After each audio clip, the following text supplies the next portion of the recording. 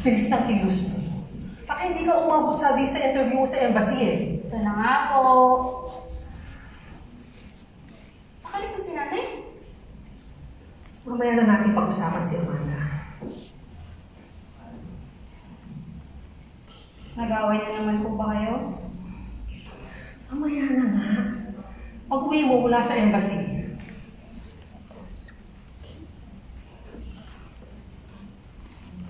Lola, hindi nangyari po ba kayo? Ito yung drug mo nag-book na 7 minutes na lang daw. Wala, may nangyari po ba kayo? Ang kulit mo, Nini!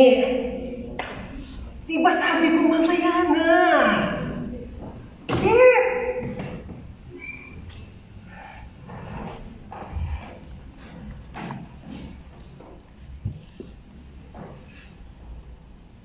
Pero anong palagay mo? Ano kaya nangyari dito sa nanay mo? Di ba aktivista to? Ano bang ginagawa ng gobyernong ito sa mga aktivista? Lola, please.